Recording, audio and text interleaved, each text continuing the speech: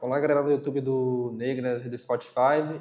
Eu sou o André, eu faço parte do Núcleo de Estudos em Gênero, Raça e Agroecologia como bolsista e também estudo no Instituto Federal de São Paulo, Campus São Roque, no curso de Tecnologia e Gestão Ambiental.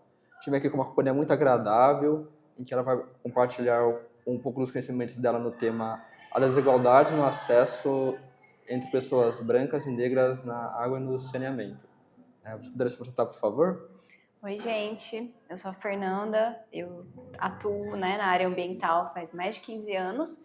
Eu sou engenheira ambiental, sou licenciada em matemática, sou mestre também em meio ambiente e atualmente leciono a disciplina saneamento ambiental no ensino médio técnico em meio ambiente e no curso superior de tecnologia em gestão ambiental aqui também no Instituto Federal de São Paulo, no campus São Roque.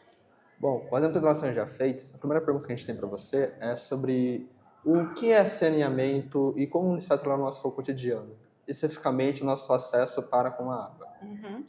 Bom, acho que é bom começar pelo começo mesmo. Então, o saneamento, se a gente perguntar para várias pessoas, muitas pessoas vão falar que saneamento está relacionado com acesso à água e a coleta de esgoto. E aí essas pessoas estão corretas, mas não é só isso, né? Então, o saneamento ele tem 4 subsistemas, né? Que é abastecimento de água, coleta e tratamento de esgoto, drenagem urbana e gestão de resíduos sólidos, né? Como esse assunto, né, ele é muito invisibilizado no nosso cotidiano, às vezes a gente se preocupa bastante quando alaga, né, quando tem alguma enchente, quando falta a coleta de lixo, né, de resíduos sólidos na nossa casa, ou quando falta água, mas na verdade a gente precisa pensar que todos esses 4 subsistemas, eles são fundamentais para a gente ter dignidade humana, para a gente ter, né, um bem-estar e uma qualidade de vida.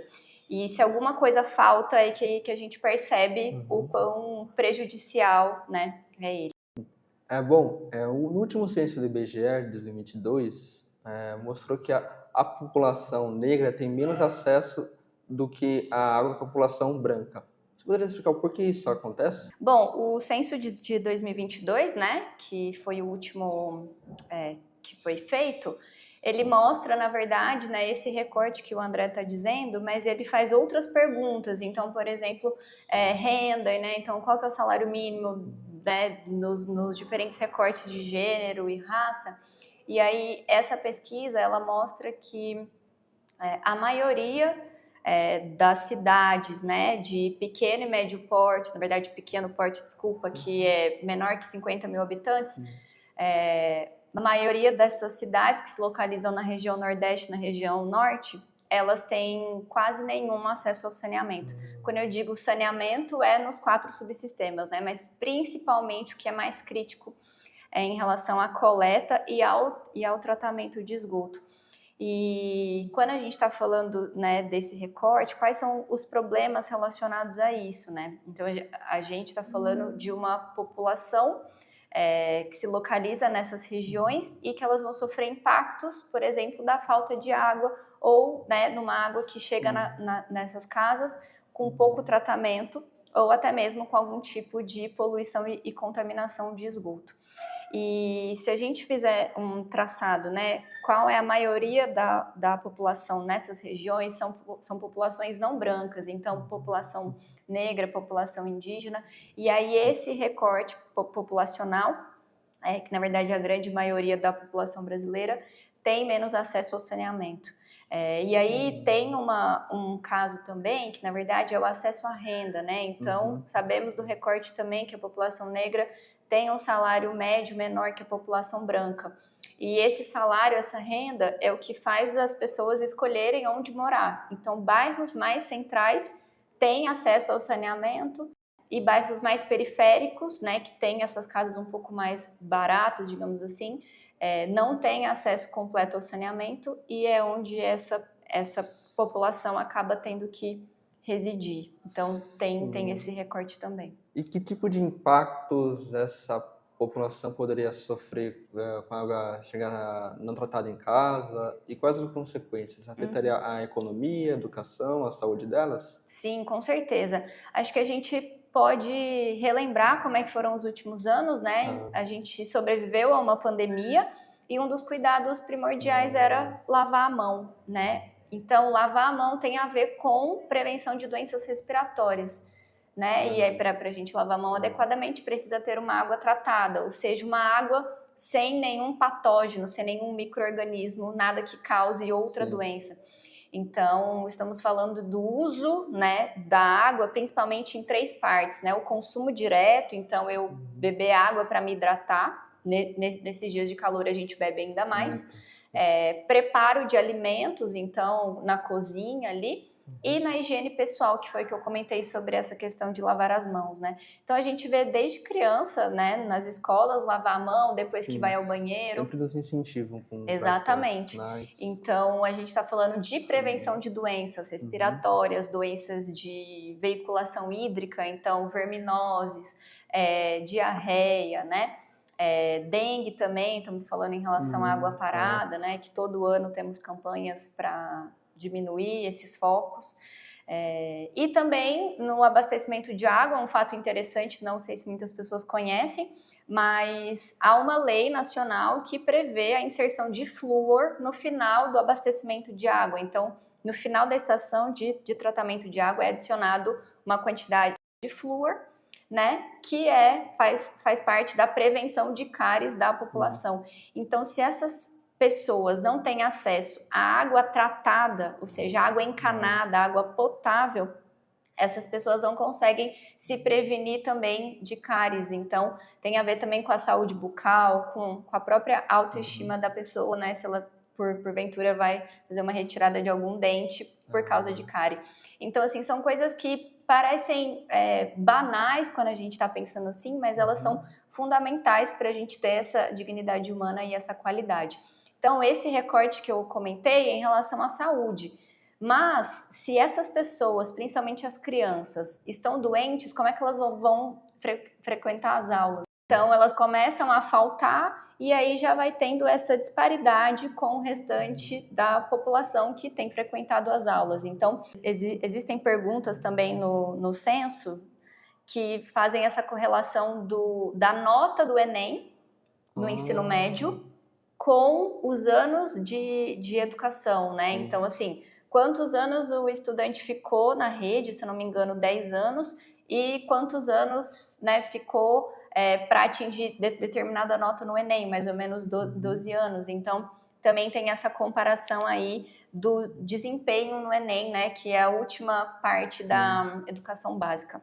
E se essas pessoas não conseguem ter acesso à universidade pública ou à universidade particular, se elas desistem por algum motivo, né, porque está muito difícil estudar, porque nos anos iniciais faltaram muito por causa de doenças, a procura de emprego delas também vai ser diferente e elas vão ficando para trás em relação à geração de renda e tudo mais. Então, percebam que é um ciclo que se inicia, né, na infância, e aí à medida que a pessoa vai sendo exposta à falta de saneamento, isso vai prejudicando ainda mais, pensando como se fosse numa corrida, e aí tem mais obstáculos para essas pessoas que não têm acesso ao saneamento do que as que têm.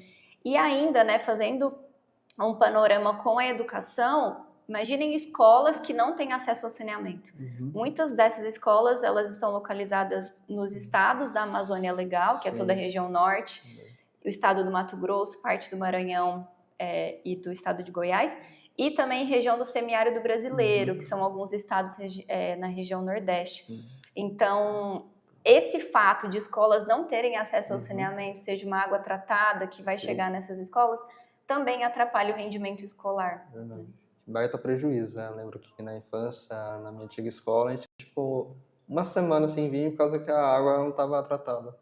Exatamente. Olha que baita prejuízo.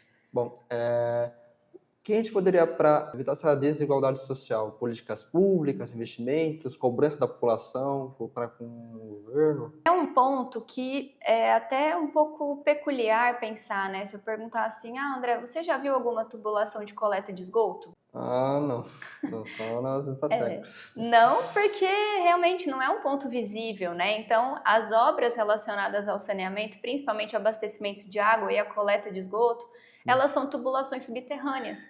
E aí, se a gente passar esse cenário para as políticas, né, as campanhas Sim. políticas, então os planos de governo dos nossos representantes políticos, são obras que elas são realmente invisíveis, elas não estão aos nossos olhos, diferente de uma praça, de uma escola, que dá para fazer uma inauguração e tudo mais.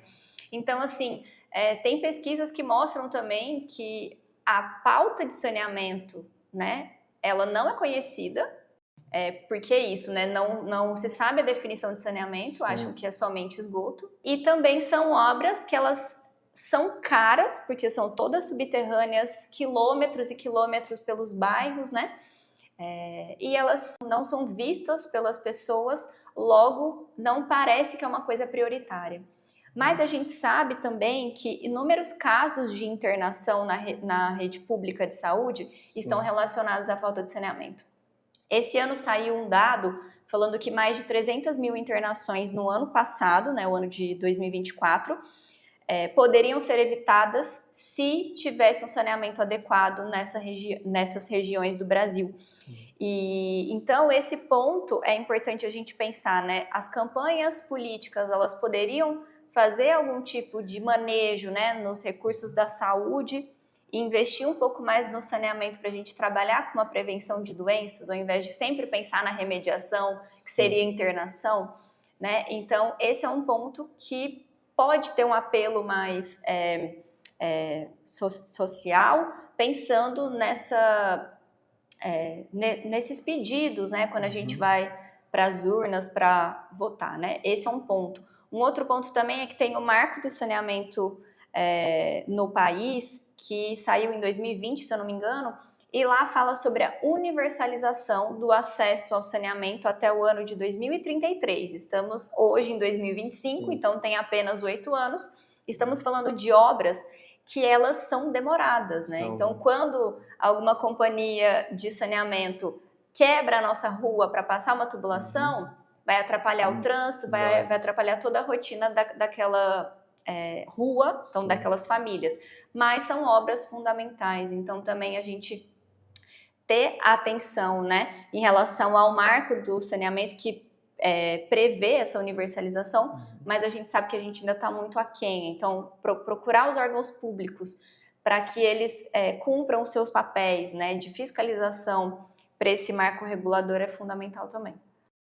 Bom, R$1 gasto em saneamento evita milhões de reais gastos em outras áreas. Exatamente. A última pergunta que a gente tem para você agora é sobre a recimpresização da Sabesp, ou seja, quem está gerenciando ela não é mais o governo do estado de São Paulo, é a empresa Equatorial.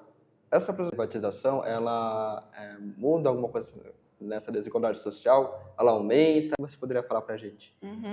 Olha, esse é um assunto muito polêmico, digamos assim, porque a maioria das companhias, né, de saneamento, é um ponto que eu não comentei no início, mas elas são administradas, né, pelos estados ou pelas prefeituras ou por serviços autônomos.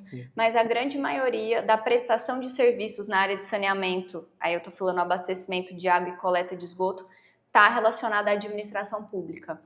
E aí, voltando, né, ao início do censo de 2022, eu comentei que que as regiões norte e nordeste são as que têm menos acesso ao saneamento.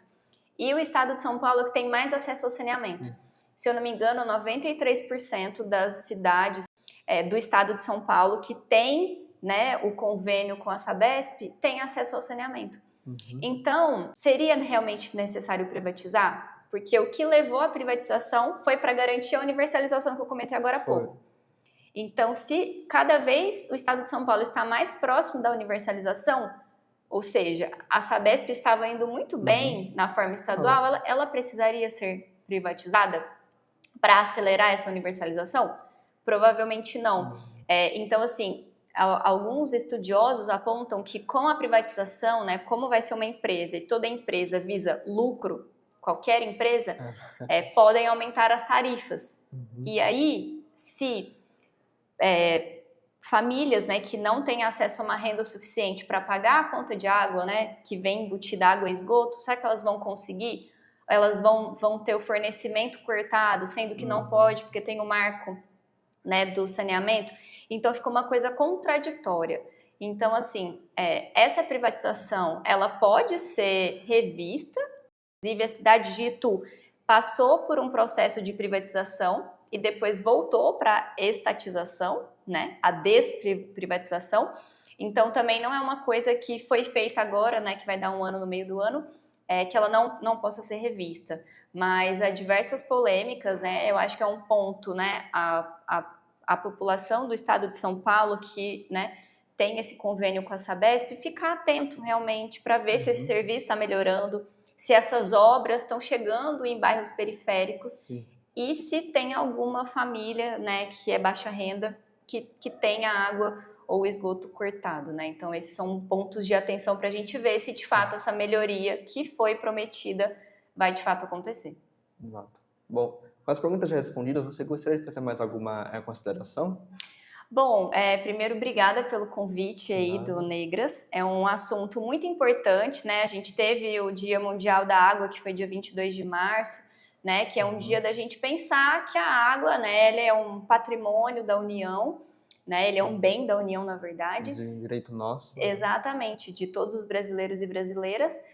Mas é um bem que ele precisa ser administrado e gerenciado com muita cautela, né? Então, não é qualquer água que chega na nossa casa, né, em poço, de rios que a gente pode consumir. Então, ter acesso ao saneamento, principalmente no abastecimento de água, é fundamental, né? É uma prevenção pensando em saúde pública. E também ter acesso à coleta e ao tratamento de esgoto previne também contaminação e poluição e, consequentemente, a preservação do meio ambiente.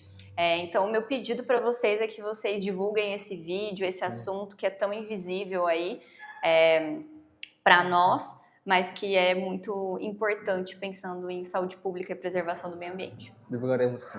Bom, eu gostaria de agradecer a atenção de todos vocês que estarão aqui ao final desse vídeo, desse podcast. Obrigado também à equipe do audiovisual que ajudou a gente nesse podcast, do audiovisual do UFSP Campus São Roque. O link do podcast será postado no Instagram oficial do Núcleo Negras. Também acompanha no nosso Instagram, que tem muito conteúdo bom, e também para acompanhar nosso trabalho.